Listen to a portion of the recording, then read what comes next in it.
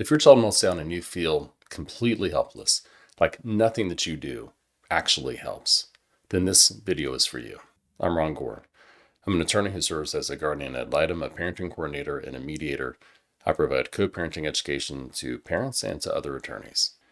Dr. Bruce Perry has what he calls his neurosequential model that is designed to help children regulate, learn from the situation, and move on. Dr. Perry's model has 3 R's: regulate, relate, and reason. There's a 4th R that Louise Bloomer has put in place, that is restore. So we're going to talk about Dr. Perry's 3 R's plus restore. First, what does it mean to regulate?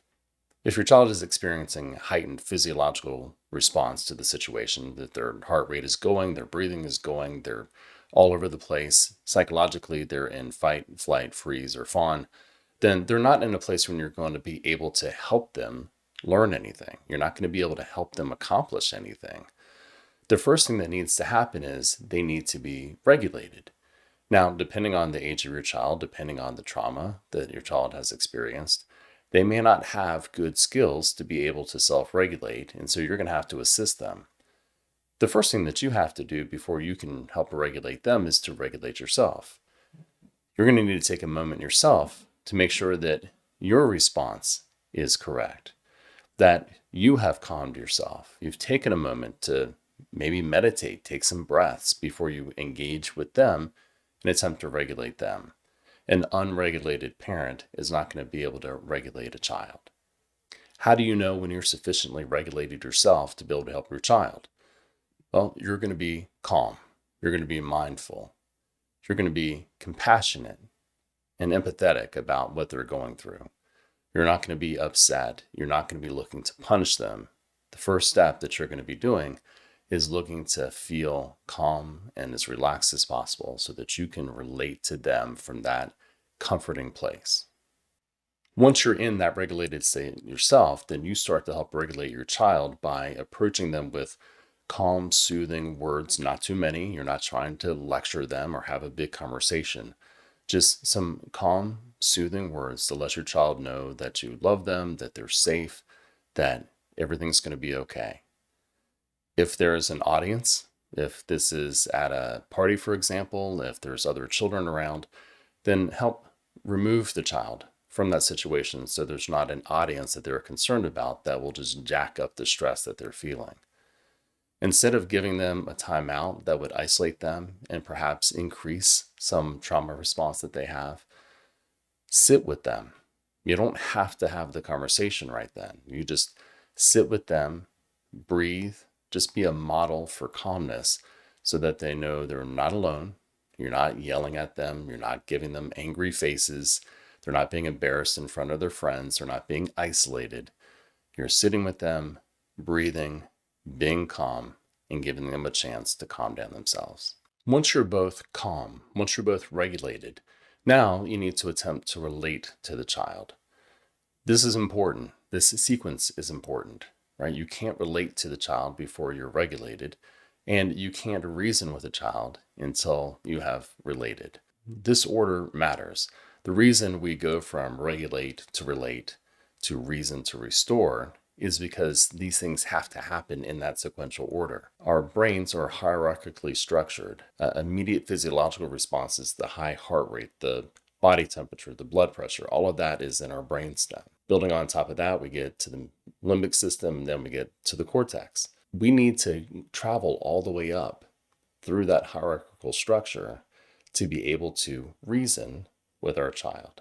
Before we can get there, we both have to be at that higher level of functioning, that truly human level of having some abstract thought, be able to communicate lessons that we want our child to learn, to truly discipline them by teaching them about what we want them to understand about the situation and what we can avoid in the future. Too often, parents are attempting to start off with the reasoning. We're trying to impose our thoughts about the situation on a child who isn't ready to receive it. You first have to get them regulated before they could learn anything.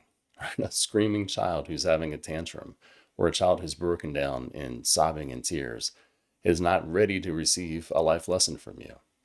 So we start with the regulation, then we relate. Now, we need to relate because you always have to connect before you can direct or connect a child. They need to feel that connection with you. And you may be thinking, well, of course we're connected. This is my child. But they need to feel connected in that moment. They need to feel that you're on the same page as much as possible. So you start to relate with them. You can use language that indicates to them that you're noticing how they're feeling. You can help give them words to label how they're feeling, which will help calm them down even further. By helping them understand that you see what they're going through without judging how they're feeling, you're going to be able to have that relation. You're going to have that next level of connection that you need before you can get to the reasoning. Now that you've gone through the first two steps of regulation and relation, now you can start to reason. And the best thing to do is not to start lecturing your kid about what's occurred and what they've done wrong.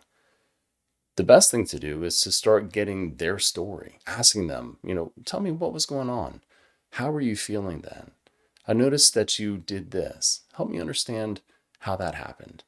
This is an opportunity to use the PACE acronym that I've discussed in other videos to interact with them in a way that is appropriately playful, accepting, curious, and empathetic. So you're asking them questions because you're curious. You're being radically accepting of their emotions, even if you're not accepting their behaviors. You're showing empathy for what they're going through. Once you've gotten their version of the story, once you understand what they were thinking, if they were thinking, and how that led to their actions, now you're ready to give them the information that you want them to receive so that you can maybe avoid the situation in the future. Now they're ready to receive and incorporate new information that they'll actually be able to understand and remember going forward. As you're having this conversation with them, you're teaching them to understand their feelings. You're helping them to understand how they can reframe some of the negative thoughts that they've had, perhaps. You've helped them understand better what the proper boundaries are for their behaviors, even when they're having certain feelings. This is the true learning experience for them. So now you've gone from the regulate to the relate to the reason, and now it's time to get to the restore. This last step of restoring or repairing the relationship is building bridges for the future, helping your child remember that even though things may sometimes get a little bit difficult, that you still love them, that you're not going anywhere, that just because maybe they misbehaved in a way that they really knew they shouldn't have, that you're not going to throw them away, that you're their safe place that they can always come back to even when they've messed up. This doesn't mean that you're going to be a permissive parent. It doesn't mean that you excuse all of their behaviors. What it does mean is you meet them with empathy and you let them know that you're always there for them no matter what. That helps build trust. It helps rebuild trust between the two of you so that your child can go forward not feeling like they're just labeled as a bad kid because of how they've behaved, knowing that they're loved and that they're safe. Try this out the next time your child gets dysregulated, maybe falling all over the floor. First, make sure that you yourself are regulated, that you're calm, centered, empathetic, curious about what's happening, not angry, not judgmental, not coming in hot. Then help your child regulate themselves. Separate them from whatever the situation is. Remove them from an audience. Give them the chance to calm down. Offer few, concise, encouraging words without giving them a lecture or trying to teach them any lessons already. As you're doing that, you're relating to your child. They're seeing that you're with them. That helps you get a connection. You can co-regulate your breathing. You can just sit there and be with them. Instead of giving them a time out, you're giving them a time in. Once you've regulated and related, now you can start to reason with your child. Be curious with that PACE acronym. Be accepting, curious, and empathetic. Get to understand what their perspective was. Then move on to repairing and restoring that relationship, letting them know that you always love them, that they haven't ruined their relationship with you, that they can go forward confidently knowing that you're going to be there. Thanks for watching. Hope you have a great day.